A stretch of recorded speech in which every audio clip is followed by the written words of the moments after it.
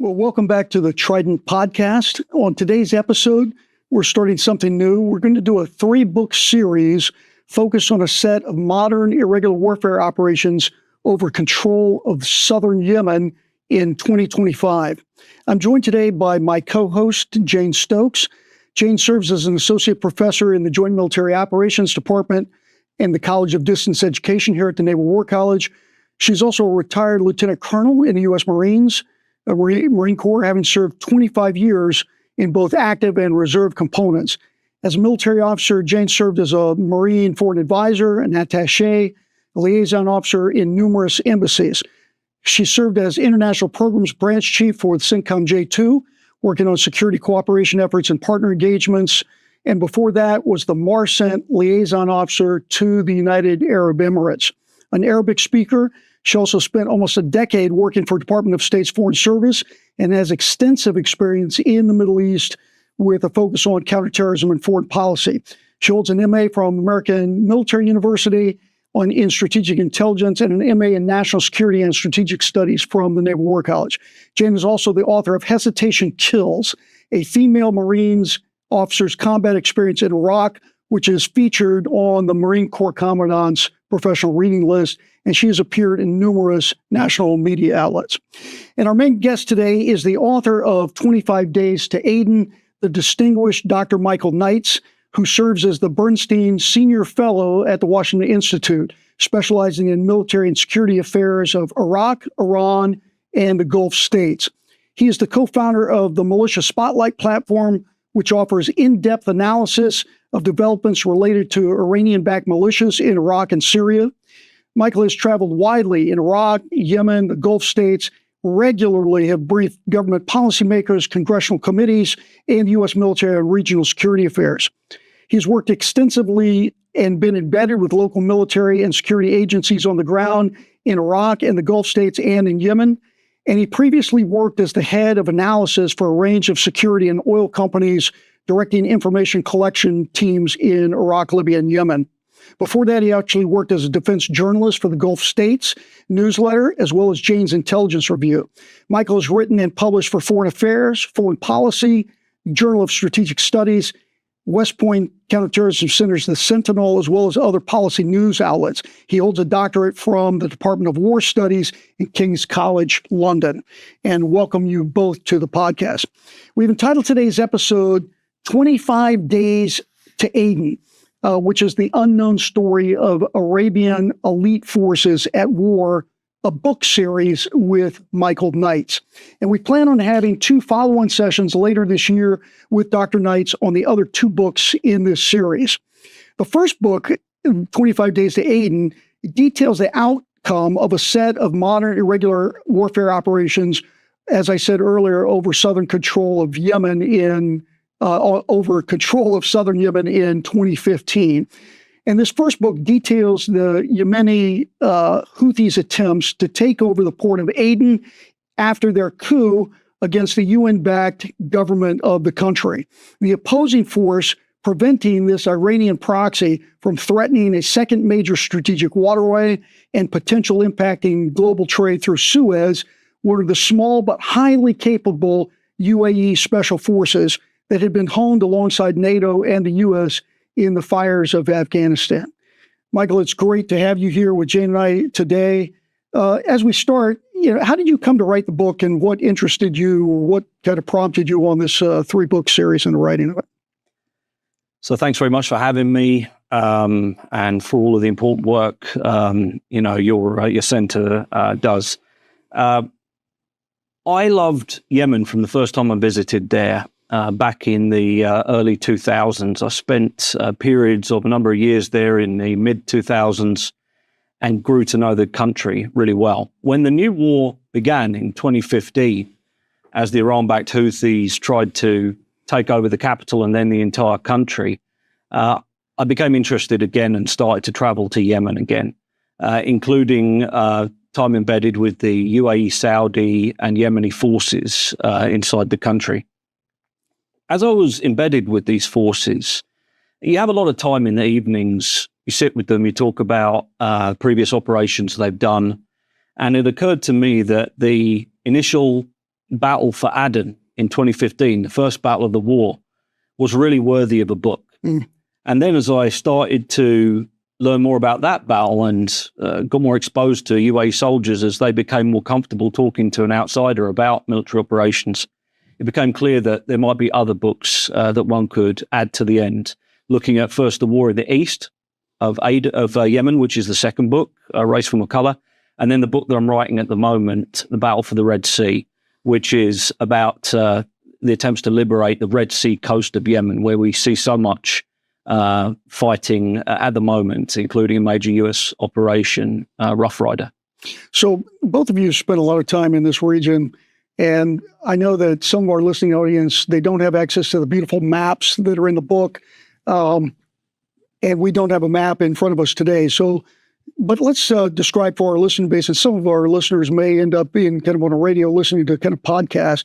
So just how can we shape a word picture of the geography of Yemen, the capital, maybe some aspects of where it sits and some of the major geographical features? And Jane, jump in here as you want to. Great. So Yemen is right at the southern tip of the Arabian Peninsula, underneath south of Saudi Arabia and adjacent to Oman in the east. It's on the Red Sea, which we all know is the point where the Suez Canal will connect the Mediterranean to the Indian Ocean. It's also got significant coastlines on the Indian Ocean as well. Which is really the Gulf of Aden. That's right, yeah. The Gulf of Aden off to the south of the city of and port of Aden, gets its name from that city and port, and it blends into the Indian Ocean as we get kind of out from the Horn of Africa. So that geographic location has made Yemen a connecting point between East and West for a long time, first via land. So if you think about things like frankincense, myrrh, coffee, cinnamon, all of these things came to Western civilization through Yemen, through its coastal Silk Route. And then later, when the Suez Canal was created in the 1850s, Yemen suddenly found itself on the world's new maritime superhighway. And so its port of Aden became one of the busiest ports in the world, rivaling even ports like New York until the 1940s. So, it's a very rugged tribal culture where the interior is mountainous and it has a flat coastal belt, quite wide coastal belt along the edges. That's on the southern edge, on the Gulf of Aden, on that southern... But also the Red Sea as well. The Red Sea coast has a wide, broad, well-watered agricultural belt as well. So you have the interior of Yemen, the mountains, where, for instance, the Iran-backed Houthis come from. And then you have the coastal belt on the outside with all the ports. As I studied Yemen, I was always impressed that all of the towns on the coast are named after the agricultural center. So you have like Kokha and Mocha, which are like peaches and coffee. So they're all named after agricultural produce that presumably they traded. And so there's actually two ports on the Red Sea, two major ports, and two major ports on the southern coast on the Gulf of Aden. That's right, yeah. You've got Aden and you have Mukalla, the pearl of the Indian Ocean, the latter on the Gulf of Aden and Indian Ocean. And then you have Hodeidah and Ras Isa Salif complex on the Red Sea coast. And of course, our most important, Bab el-Mandeb, that strategic point that connects the bottom of the Suez and has, of course, been in modern news for the significance of that strategic point that has been subject to all those Houthi attacks on maritime traffic. So these are two great restricted waterways, one which is on the other side of the Strait of Hormuz that is sat over by the country of Iran, and then the strait that you were just talking about, which is a narrow passage leading in from the Indian Ocean into the Red Sea. And choke point. The Bab el-Mandeb Strait, is that how you... Okay. Right, Strait of Tears. And the capital of Yemen, so was not Aden. Talk about that for a second. Well, that's right. So since unification of the country in 1990, or during the early 90s, it went back and forth. There was a small civil war. Sana'a has been the capital of the unified Yemen, and Sana'a is inland. It's up in the mountains, and it's known for being or it's one of the places that's known for being the Manhattan of the Middle East, because it has these amazing earth and mud skyscrapers, beautifully decorated and coloured, which can rise to be 4, 5, 6 stories tall. So it's a very picturesque, ancient capital, and of course, as we come to 2015, it's one of the 4 capitals in the Middle East, 4 Arab capitals that the Iranians say that they have now taken over, which include Beirut, Damascus, Baghdad, and now Sana'a, when the Iran-backed Houthis take over in late 2014. And so all of which are controlled by Iranian proxy forces. So you have Hezbollah, sitting on top of Beirut in Lebanon. And of course, there's been a lot that's happened in Syria, and what has transpired there. Hezbollah has taken some losses relative to Damascus, but then the Houthis are a partner with Iran. And do you pronounce it Sana'a or? I'm not the person to ask really, but with being a Brit, but yes. Okay. And so as we get into the story, let's also talk a little bit about the major actors. And certainly some background maybe on the Houthis themselves, and maybe some background on UAE and how they got involved, but also the former president of Yemen before this kind of transfer of power took place. And if we could get some description of that a little bit, kind of sets up the story of what the Houthis are trying to accomplish. Well, so in all 3 of the books, there has to be a part at the beginning where you get people up to speed on who exactly is fighting and over what. And I'll do that briefly here. So in Yemen, in the Arab Spring in 2011, we had the overthrow of Ali Abdullah Saleh, who was the long-lasting president/dictator of Yemen, who had not been subjected to a real election ever at any point. And this was the Yemenese government prior to the government that is there now.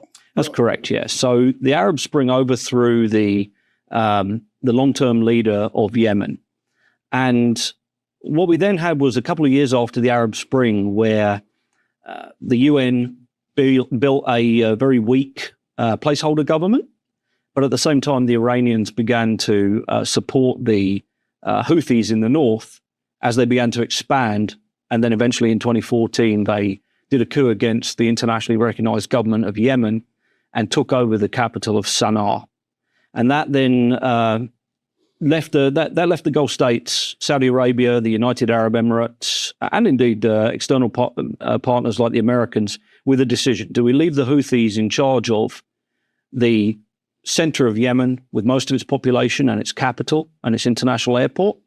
Or do we do something about that? Do we remove them from that? So let's just step back just a little bit on this timeline. So if we went back to Yemen had its independence from who, when? And yeah, so to go back to the beginning. In the modern sense. Yeah. Don't worry, I'm not going to go back to the Sabaean Empire. But in the modern sense, as late as the early 1960s, Yemen was it was a multitude of political entities. There were 2 British confederations, British-backed confederations, in each of which broke down into numerous emirates, kingdoms, sultanates, and republics. And then there was a northern Yemen that was run by an imamate. What basically then happened was a process of consolidation over a 30-year period whereby the Brits withdrew. Right. The southern and eastern parts of Yemen became a USSR Soviet-backed republic, and the north became another Arab republic backed by Egypt. And then at a point between 1990 and 1994, the two became one Yemen. But the people of the south were not particularly happy with their incorporation into the north, and they were never really treated fairly. So there was a lot of discontent about that union, and a lot of buyers regret in the South that they entered into one unified Yemen. I don't know if you would. Yeah, I heard it referred to as the patronage system is how I feel it's referred to a lot. This tribal infighting, but also sort of a trade of political power in order to sort of placate one political entity. Are you familiar with that term? Well, so sometimes they call Yemen the tribal republic, meaning that it's a nation state and its military has a very, very strong tribal element to it. In other words, the tribes use the government and the military to structure their patronage systems. There is a state, but in reality, it's run by very powerful tribal confederations. But and just another point of historical reference here, for the U.S., the attack on the USS Cole took place out of one of these ports. Yeah, I mean, the way most Americans or Westerners have encountered Yemen, particularly since the new millennia, is in terms of counterterrorism. Because in addition to this growing contest between the government and the Houthi movement, backed by Iran eventually, we also have always had a significant al-Qaeda in Yemen presence. In fact, a lot of key al-Qaeda leadership come from mixed Saudi Yemeni families. A lot of the al-Qaeda guys who were kicked out of Afghanistan in the first couple of years after 9/11 went to Yemen. And a lot of the al-Qaeda elements that were kind of driven out of Saudi Arabia in 2003 to 2005 also fell back into Yemen. And so, one of the reasons we know that, al-Qaeda's first attack was in Yemen against international forces. It was down in Aden, actually, at a hotel that was housing US forces who were involved in the Somalia intervention back in the early 90s. The USS Cole, a warship that's still rolling around to this day, doing very well, was holed by a al-Qaeda suicide bombing in the suicide boat in the port of Aden back in October 2000. Okay, and then just as we get farther along in that history, so there's a civil war, and the outcome of that civil war was this then government, the previous government to the one today, and they had purchased tanks and armored equipment, and so they had been around in that government after the Civil War, controlling Yemen, capitals up in the mountains, but they had significant military hardware. So the way I'd phrase it is that the Arab Spring shattered what little cohesion the government had. It was always a weak government that could control the center, but its power started to blur at the edges of its, particularly when you got away from northern Yemen. Right. Now, but they had a lot of hardware because in the 80s, Yemen started to make a decent amount of oil, and it went from having no money to having lots in comparison to previous times. It spent a lot of that on Soviet military hardware. The Arab Spring happened. The fabric of the country loosened a lot, and the various parts of the country that had existed before the 1960s and before the 90s unification started to pull the country apart at the seams. A UN effort was made to hold it together under one UN-backed president, but it never worked particularly well. And before that process could work, the Iranians backed one particular set of northern tribes, the Houthis, and they marched into the capital of Sana'a in 2014, and they took it over.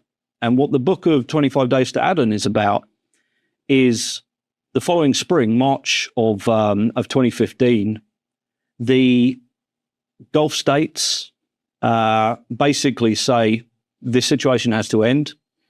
The Houthis begin to strike out in all directions to try and conquer the rest of the country, including its second largest city and its largest port at Aden, far in the south. So let's talk about the Houthis for a minute, because their religious orientation is Shia, and they is that, do I have that right? So would you like to, or shall I? Well, it's complicated, right? Because it's not quite true, right? They're a tribe, Zaidi, right? So it's a little more complicated. So the way to think about it is that the Houthis are actually a clan family structure, right? And mainly from the north, they're which from is the north, south right of on the the Great Saudi Desert, border. Saudi Arabia. Yeah, right on the Saudi border. And the Houthis are from a sect called the Zaydis. And the Houthi part of this, the Zaydi sect is not 100% Sunni, not 100% Shia. It's sort of syncretic. It mixes elements of both. It's not unique to Yemen, but certainly some of the largest Zaydi communities in the world are in northern Yemen. And the Zaydi community used to run the imamate that ran Yemen for, a thousand years, right? That's right, over 1,000 years. So before we had the Socialist Republic in 1962 come in. So this is a very important part of northern society. But what's interesting about the Houthis are that they are a small family stroke clan of religious scholars who chose to emulate the Islamic Revolution in Iran, right, and who chose to use Lebanese Hezbollah as their model for how to build a political Islamic movement. And they did pretty well on their own, even before the Iranians gave them a lot of assistance. The Iranians encouraged them. They brought, for instance, the leader of the Houthi movement, Badruddin, and his sons to Iran, to Hezbollah's Lebanon, even to the Iran-Iraq war battlefields in the 1980s. They encouraged them. They gave them some support. But it was the Arab Spring that gave the opportunity for Iran to really supercharge the Houthis to take advantage of the chaos inside Yemen. And, that's when they became a force between around 2010 and 2014. That's when the Houthis became a force that could actually punch well above its weight and expand beyond its northern mountain communities. Do you think we missed an opportunity by not engaging, the West with the Houthis from the beginning? Maybe there would have been an opportunity for peace agreements, as you talk about in your book briefly, that there were an opportunity for peace talks that kind of fell through. So when I was in Yemen in the 2000s, I felt quite sorry for the Houthis because they were in the mountains and they fought 6 consecutive wars against the Yemeni government. Those were very brutal wars in which the Houthis were really pummeled by the government with all of its military force. What I didn't realize at the time, the same way I didn't really understand it about Lebanese Hezbollah when I was in southern Lebanon, was the degree of intention within the Houthi leadership and also within the Lebanese leadership, Hezbollah leadership, to build copies of the Islamic Republic of Iran within their areas. So, they looked like the victims in the 2000s, but I don't think they were ever completely victims, even though they were victimized by the Yemeni government, a stronger Yemeni government. Over time, the Houthis became strong enough to defeat the Yemeni government on the ground in their northern areas, and then from 2010 through 2014 to actually overrun the capital. So do I think we should have engaged them in peace? The fact is, in those 6 wars from 2004 to 2010, it would have been good if the West had intervened to make the Houthis less desperate and to make northern Yemenis less open to the Houthis. Because every time, for instance, the Yemeni government would defeat the Houthis in a village, they would flatten the village. And therefore, all the other non-Houthi elements in that village would now side with the Houthis against the government. So, yes, we should have got involved at an earlier stage, and the Houthis might not have grown the way it did. The Arab Spring... They're a very strongly idealistic, religious... Absolutely. So they believe in the Mahdi, they believe in... well, nothing would have changed the Houthi family's own mindset about the need to replicate the Islamic Republic, the Islamic Revolution. But what didn't need to happen was that the Yemeni government didn't need to drive so many other northern Yemeni tribes into their hands with heavy-handed counterinsurgency tactics. It's classic. And then in between 2011, Arab Spring, and 2014, obviously, if the Yemeni government built by the UN had been stronger, it might have been able to resist the Houthis. And at the very outset of the war crisis, between when the Houthis took Sana'a in September 2014 and when the real war began involving the Saudis as well in March 2015, there was clearly a moment there where maybe some kind of power sharing might have been possible. But the Houthis don't like to take a step backwards. So the more terrain, resources and population they control, the less likely they are to enter a peace deal. And so, yeah, undoubtedly we missed a window, but they would always have been probably very adversarial towards the West, towards Israel and towards Saudi Arabia. And in fact, they're in the news today because of the attacks that we're taking in Yemen and because of their attacks into the Red Sea, as we've seen in the last few years, impacted commercial shipping. But the story of your book really, this conversation has kind of set up us to kind of discuss where this book really begins. And the Houthis have begun to partner, obviously, with Iran as a proxy that they've identified with, and Hezbollah, because they're getting some Iranian expertise and training from that group. And then when Ali al-Abdullah Saleh fell from power, let's begin that opening scene in the book where you have this interesting amalgamation between Houthi irregular forces and what he has in terms of patronage and loyalty in the traditional military forces, and they kind of combine those together in order to try to take back over the government. Yeah, so once we get past the historical background, the book talks about how the Houthis tried to overrun Aden. And Aden is a long way from Sana'a, hundreds of miles. And the Houthis had to rapidly assault a city with hundreds of thousands of people in it.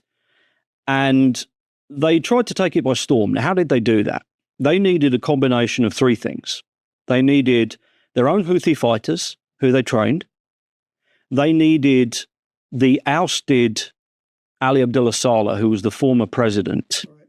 Now, he's been ousted by the Arab Spring and then ignored by the UN and everybody else in the years afterwards, treated as an afterthought.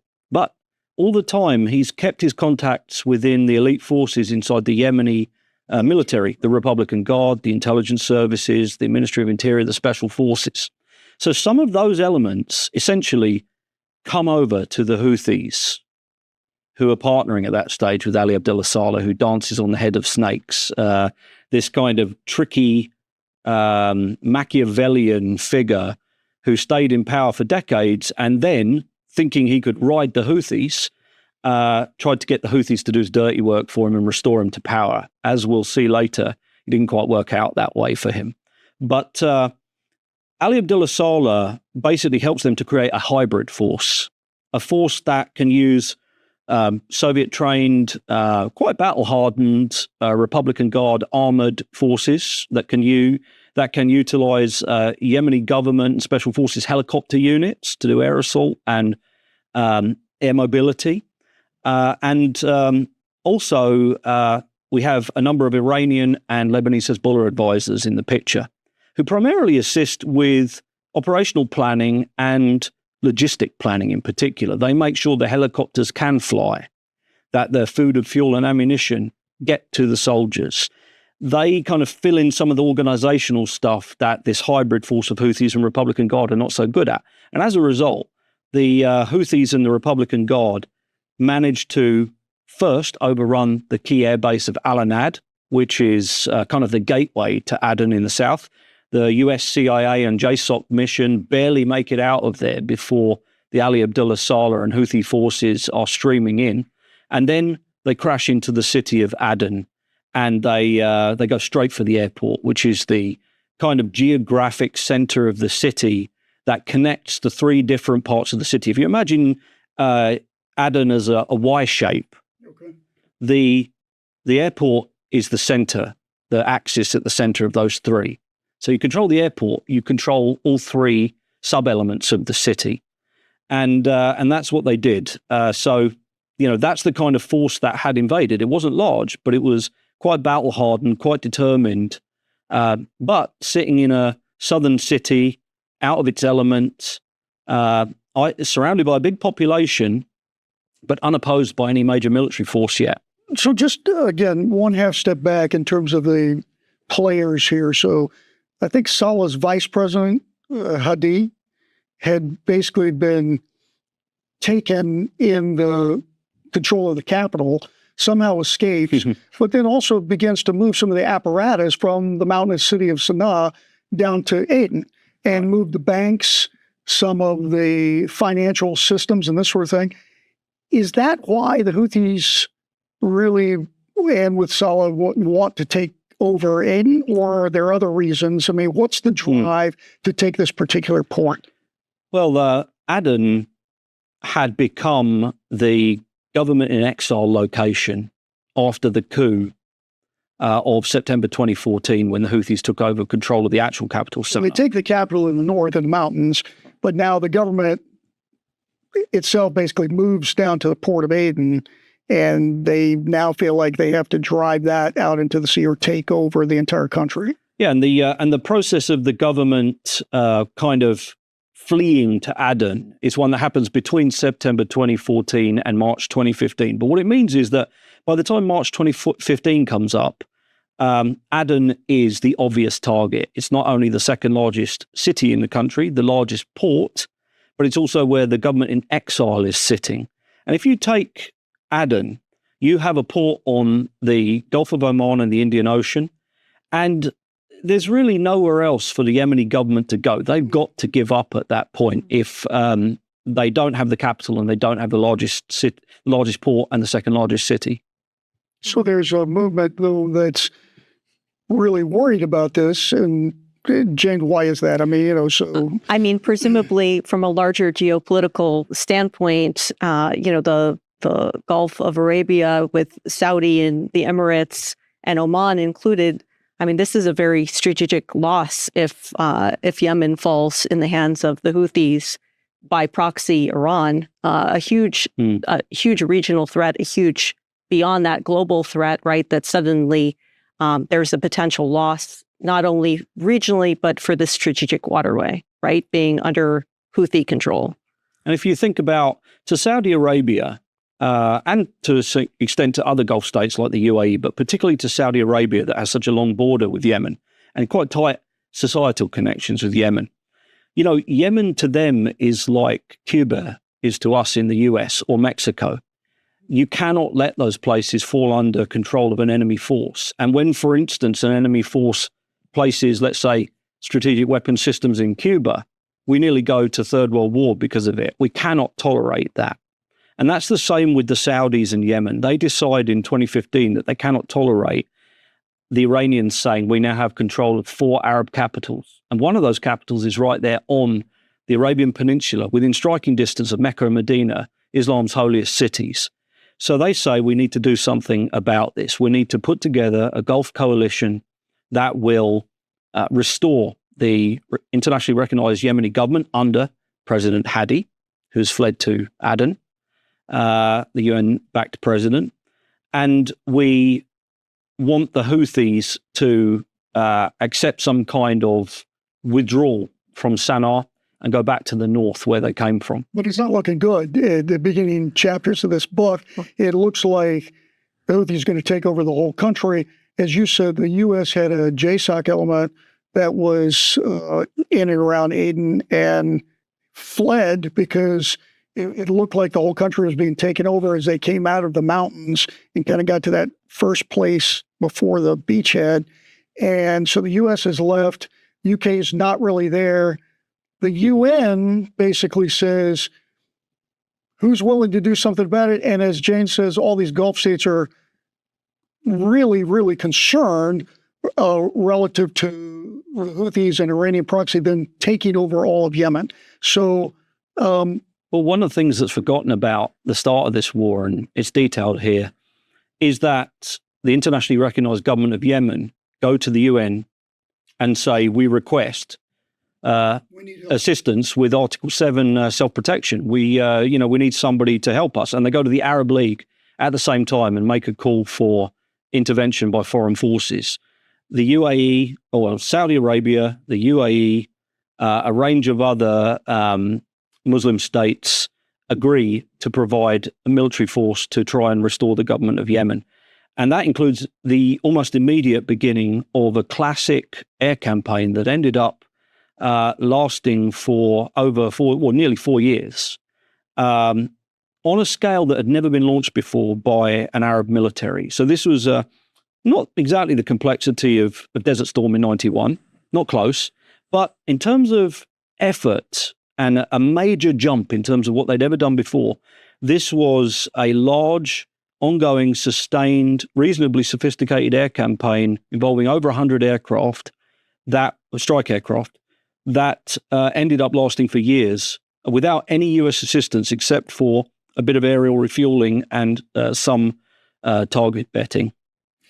And the other player that begins to loom extraordinarily large here are special forces and irregular forces that are, surprisingly, in my opinion, I don't know this story. This is partly the subtitle of the book, The Unknown Story of Arabian Elite Forces at War. And Jen, you spent a lot of time in the Emirates, and these soldiers have been out all over the world, but particularly in Afghanistan with NATO, U.S. forces, buying sophisticated equipment, and they're the ones that really step into this gap. Yeah, absolutely. And, the thing I think that people don't appreciate, starting from really a point of not having a strong military, is the amount of not just capabilities, but training required to build up military power, to enable forces to suddenly operate at a very high level takes years in order to develop, right? And so a lot of these Gulf states didn't have that capability. And so they were literally starting from scratch in some sense of having to develop elite forces through a lot of very quick turnaround training, as I think is very well pointed out in the book. And the U.S. Marine Corps, you were part of this mission as well. So the U.S. Marine Corps has really, I guess, coordinated a lot of this training as part of a key mission in the Gulf with UAE in particular. And they've got F-16s, Saudis got F-15s. But I was amazed, the UAE forces are running Chinook helicopters, our U.S. Army Chinook helicopters, C-17 transport planes. I mean, this is the most modern transport plane that we own. And a lot of very, very sophisticated special forces kind of training that either come from MARSOC or these type of elements. What can you say about all of this? I mean, they've been buying this equipment for years, but the Marines and you as a Marine officer, you're training them to do these kind of sophisticated missions.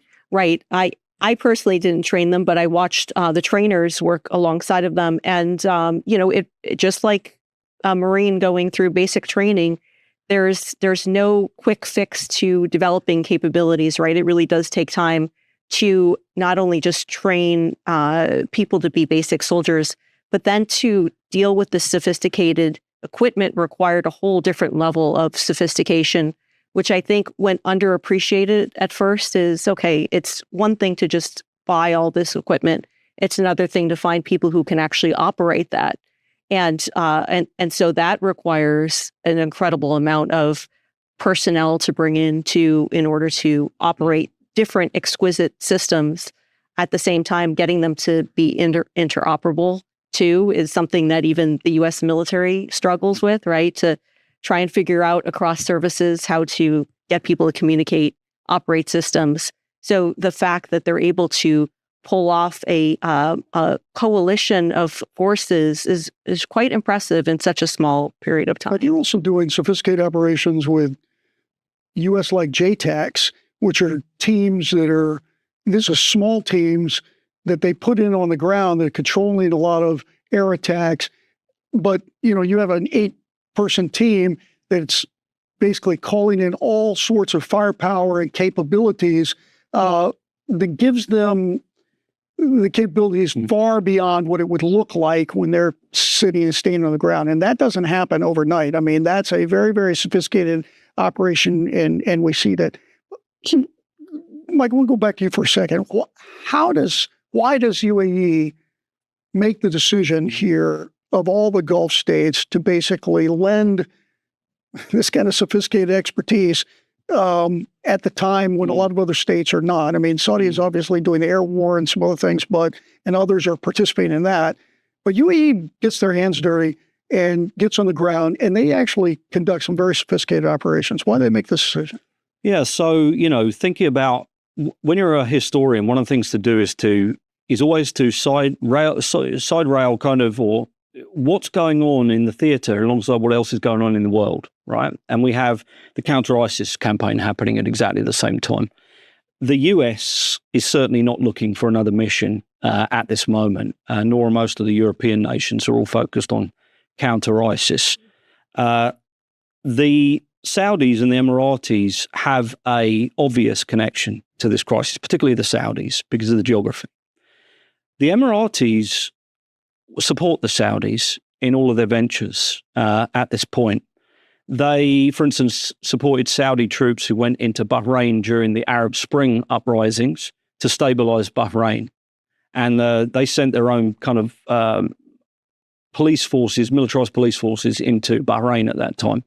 This is an example of backing Saudi up in a bigger struggle. Now, the UAE, because it has done such long, decade-spanning deployments of special forces groups in Afghanistan alongside NATO and US, in Somalia back in the 90s, in Kosovo, sent their Apaches there to support the mission in the late 90s. In Libya, they spent special forces components to take part in the NATO mission to remove the Gaddafi government.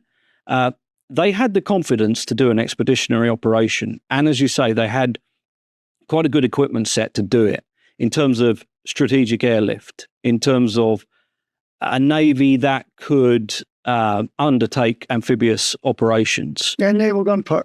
Yeah, naval gunfire support through their corvettes and frigates, and also just landings of some very heavy equipment as well. That's right. They were able to undertake amphibious operations, create kind of long-range airlift operations. They were able to also deploy special forces teams with US-certified JTACs. And in fact, the first JTACs graduated from the UAE's own JTAC Academy into the combat zone.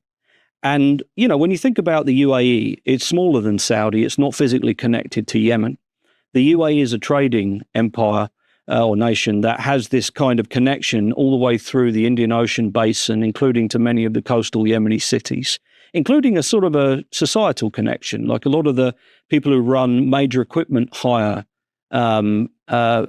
businesses in the UAE, where, of course, everything's being built all the time, are Yemenis. Many of those who built the police forces in the UAE were Yemenis. So they have this kind of societal connection, and the UAE decides if Saudi's content to lead the strategic air campaign and the northern fronts on its border, we'll take the peripheral operations around the edges. We'll help to squash or constrain al-Qaeda from exploiting this breakout of civil war in eastern Yemen, which is what my second book's about, Race for McCullough. But in the first instance, we will stop the Houthis from taking the second largest city in Yemen and its largest port, Aden. And we're going to do that by inserting small groups of special forces to create a resistance within the city that can prevent. They're not fighting by themselves. There's actually a southern resistance. You talk about this in the book a little bit, about that they're proud and they have, but a lot of it's small arms. They don't have a lot of heavy capability. But that resistance is very important about trying to hold the Houthis back from actually completely taking over the port and completely taking over Yemen. That's right. The Houthis were unable to immediately conquer some of the pockets of the city including the port. And local popular committees, as they were called, just urban people with guns, not even one AK per fighter, were holding them back, but they couldn't last very long. That's why the Emirates put in this special forces group with JTACs, airstrike controllers, so that they could get ground view, so that they could work out what the resistance needed in terms of resupply, particularly anti-tank munitions, so they could begin to create landing zones for things like ammunition, and so that they could more effectively guide airstrikes and blunt the Houthi attacks, particularly Houthi tank attacks, for which the resistance initially had very little answer.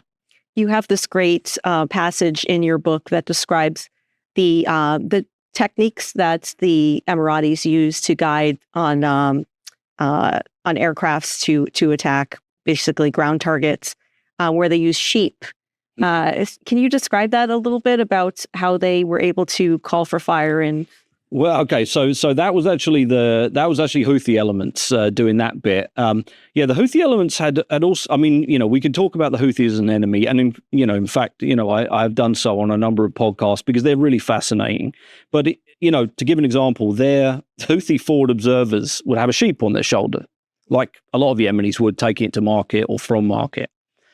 If they would correct fire by basically, they move their left shoulder to say correct left, move right to control right, and there would be an observer watching the Houthi with the goat on his shoulders. So that that's an example of how the Houthis would do this low tech. An example of how the Emiratis would sort of do it high tech is that the front of the book has this beautiful painting on it from the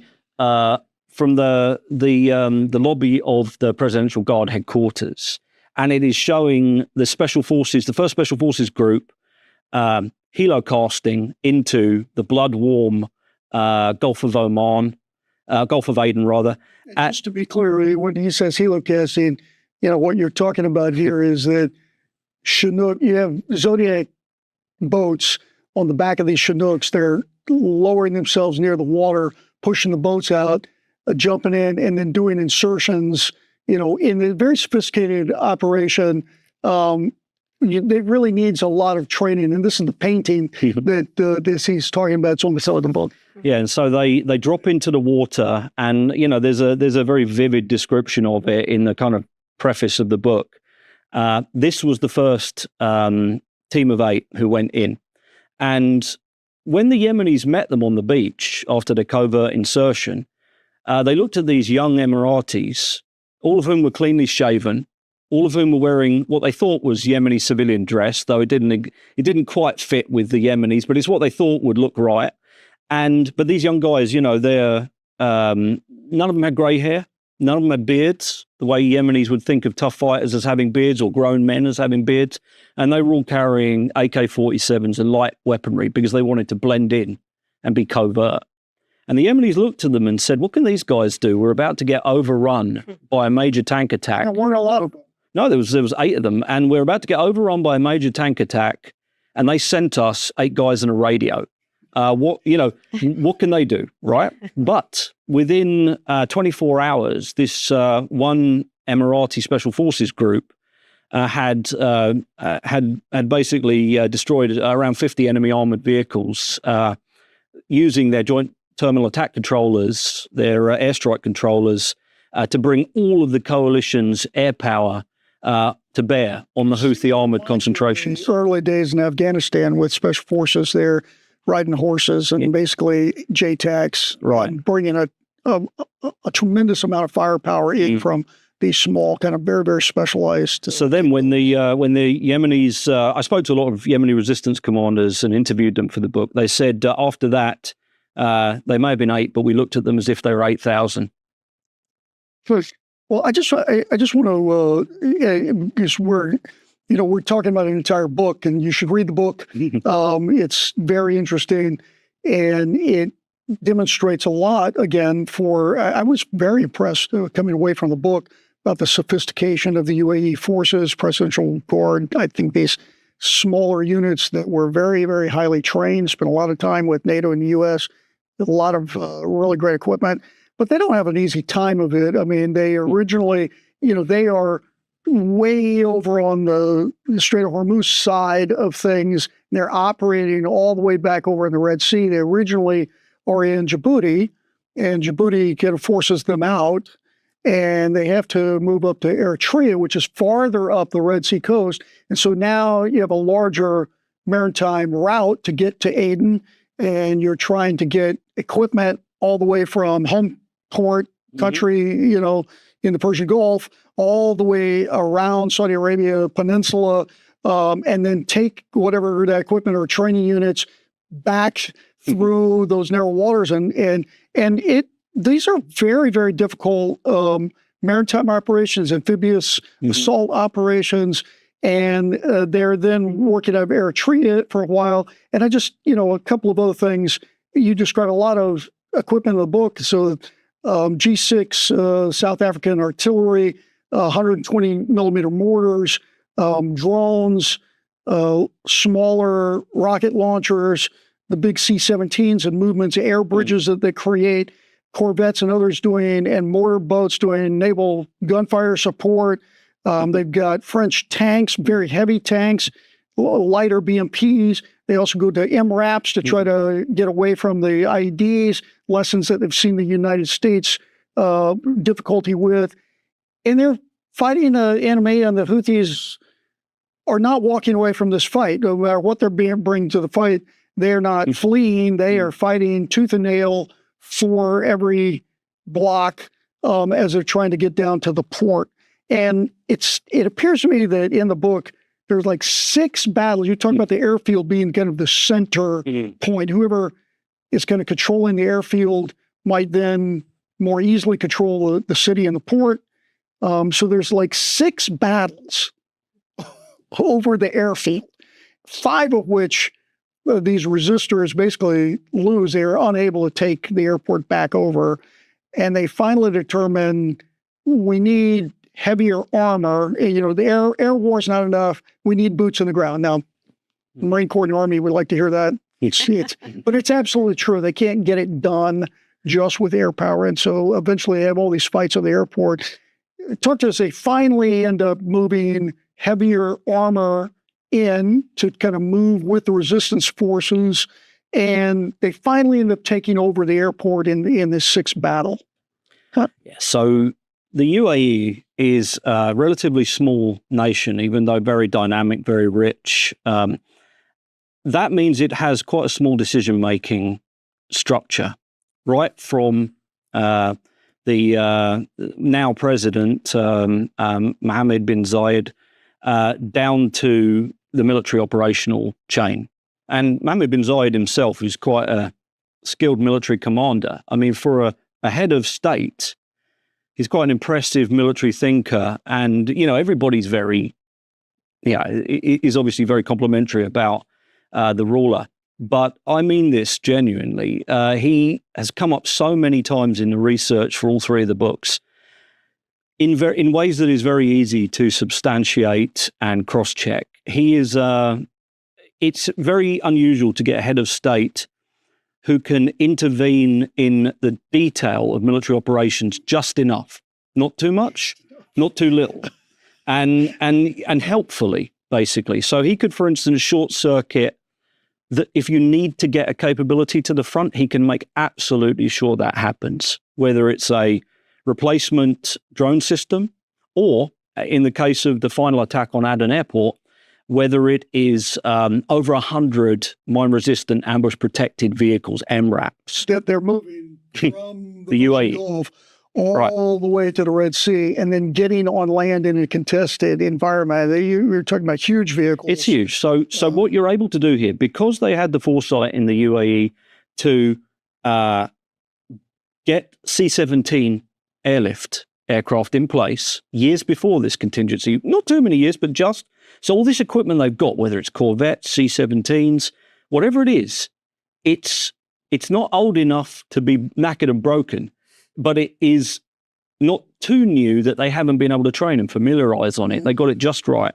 And what that meant is that they were able to airlift, over 100 heavy armored vehicles into Eritrea by just doing back-to-back-to-back airlifting, then to covertly insert all 120 of those armored vehicles into the defensive pocket in Aden without being detected by the Houthis. I remember in the book you said that it's 10 hours or something, depending on the seas, states, and everything, to get all the way to the coast. And then they would try to insert them at like between 2 and 3 in the morning just to get 10, 20 of them on land, and then they would disappear in the darkness of night and go back for more. That's right. They built a completely new berth out of Houthi site, and they inserted. So the Houthis, when the 6th Airport battle happened, were confronted with something that they never had before, which was a mechanized or motorized infantry force that was 100% protected mobility. None of the Houthi small arms or heavy machine guns or heavy sniping equipment could touch these guys. And that gave the Yemeni assault force the confidence that it would be able to get on target, debus out of the vehicles and spread out and clear the airport. And that's what ultimately happened. Spoiler. Interestingly, in the analysis of what they were looking at, they had attacked the airport like 5 times, and it sounded like, well, fire support was going pretty well, and isolation and keeping the Houthis from final attacks was going pretty well, but they just couldn't get into the airport and hold terrain. And they finally said, look, this is what we need. We have to have these heavy armored vehicles. Well, where are we going to get them? How long is that going to take? And this is really where the title of the book comes from, 25 Days to Aden, because they said, well, look, it's 25 days to the end of Ramadan and to the feast day. And we have to get this done. It's got to be done now. And they put all this planning in place to try to make what you just described happen, this air bridge, this naval operation back and forth in the darkness of night, to try to get all the equipment there in these 25 days to finally take over the airport. And then finally, once that's done, they've essentially won this battle and prevented the Houthis not only from taking over Aden, but taking over the rest of Yemen and taking over the country that sits astride or over this Red Sea. Yeah, that's right. Entity. It's, the title, what struck me was I remember interviewing the commander who had sat with Mohammed bin Zayed, and Mohammed bin Zayed said, what is the issue? Why have the first 5 attacks failed? And this commander says, it's because we lack protected mobility. Right. We need these MRAPs in place. Mohammed bin Zayed says, how many do you need? And he says, 30, 50 would do. He says, I'll give you over 100, but you've got to get this done in the next 25 days. Deal? And that was the deal. And they met that deal. They achieved it, ultimately.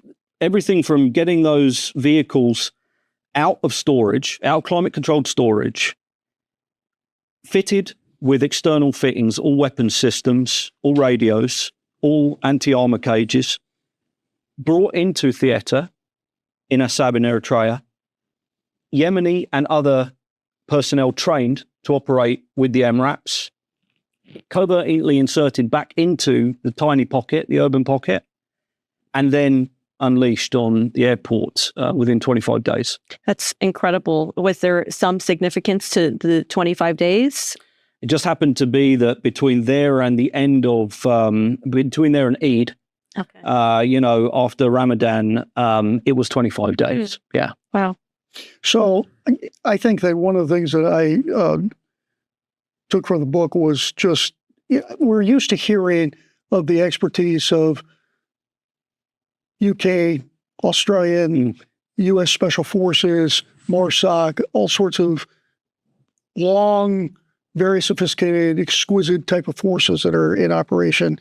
And here, some of the things that you talk about, Arabian elite forces at war, and the Marines have been training them for some time. They bought some very sophisticated equipment, but they've been alongside us and others in the sophisticated irregular wars of the modern age. And I know we're running out of time here a little bit. I just want to go back around the room and just see what other kind of last comments you have. And Jane, we'll turn to you for any final reflections, and then to Michael on any conclusions you've drawn since the writing of the book. Yeah, I'm struck by, number one, your historical study of this topic, which is a difficult one to understand. First of all, it's a very complicated area. But what really struck me in reading this was your personal story of embedding with the Emiratis and what that was like for a non-trained, civilian to enter in that environment. One thing to embed as a journalist with the military, where you have all this sort of protection, but to go into the heart of a conflict alone and unafraid, what was that like? It was a lot of fun. I never thought after the end of the Iraq mission in 2011 that I would ever have my legs dangling off the back ramp of a Chinook flying over a beautiful environment like that with a couple of Apaches escorting in the background. So for me, it was like coming home again after the 2003 through 2011 experience in Iraq. And was very gratified to have that experience. And look, I've always said this, when you embed with a force, you lose some objectivity. I didn't have a lot of objectivity about the point of this war to begin with. I was always supportive of the Gulf intervention. I felt someone needed to do it, and I'm glad they did do it. And I accept too that when you embed with forces, you come to learn to love them. But nonetheless, one thing I committed to with these books is that everything that makes it into the book is true. Everything. Some things might not make it into the book because of security reasons and other reasons, but everything in here you can take to the bank. I'm a military historian by training, and I've made very sure that this is about preserving the Emiratis' history for them. It's published in both English and Arabic, and the hope is that when this trilogy is done, it'll inspire young Emiratis to take up the tradition of history themselves, including a very accurate rendering of history that accepts when things go right, when things go wrong. It's just how it is, and you have to learn from it. Great. Well, Jane and Michael, I want to thank you both for joining us today on this fascinating discussion, and appreciate you joining us for this edition of the Trident, which we've named after the book, 25 Days to Aden, the unknown story of Arabian elite forces at war. And for the Trident, this is a book series with Michael Knights. And we look forward to hosting you in a few months for a follow-up discussion on book 2 in the series, which is The Race for Makalla. Both of you appreciate it. Thank you.